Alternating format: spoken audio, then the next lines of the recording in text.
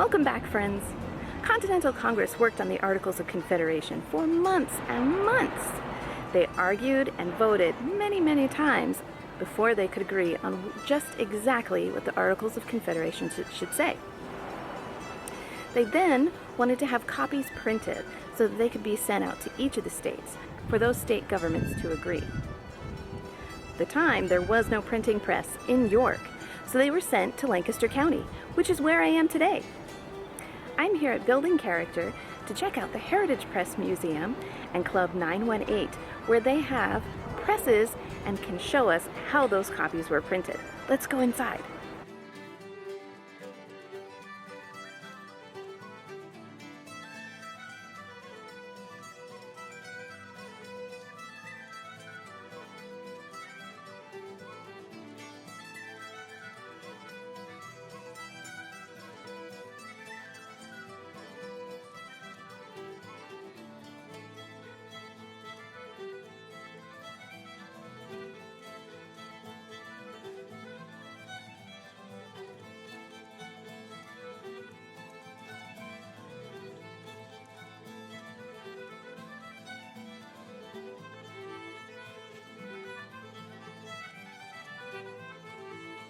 You're right now in the Heritage Press Museum in downtown Lancaster. We are part of Building Character, located at 346 North Queen Street. And we have a recreation of a 1920s era print shop.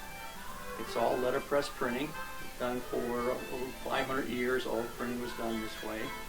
And as part of our museum, we have this recreation of a 1740s wooden common press, and it is a 3/4 model built in about 1981 as a prop for a children's museum as part of the Smithsonian in Washington, D.C.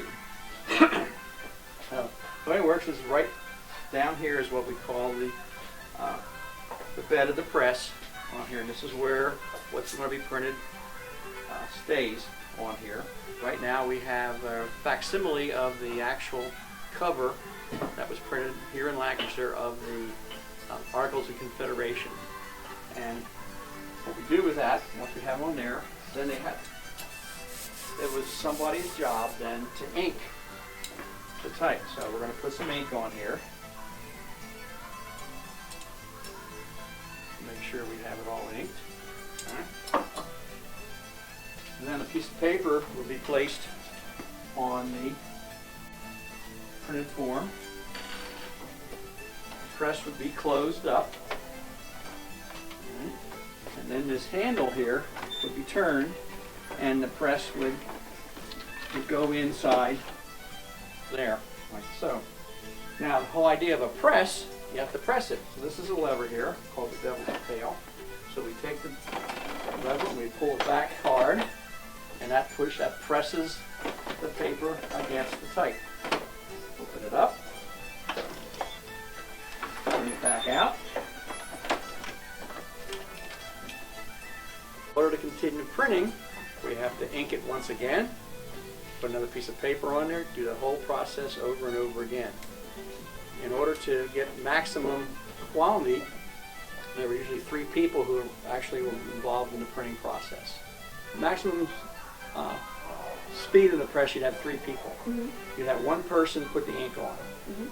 So that would nobody else would touch the ink, so therefore everybody else was clean. Another person would put the paper on to actually do the pulling. Then a third person would take the paper off and go someplace and hang it up to dry, because the ink is very slow drying ink. It's made from linseed oil and lamp black, which is soot from candles and everything else. So if you know anything about linseed oil and wood finishing, it takes a while to dry. I started out in junior high, believe it or not. And in junior high we had a printing course, and I got involved with setting type and everything, and it was just really, I just really enjoyed doing it for whatever reason, and I've been doing it ever since.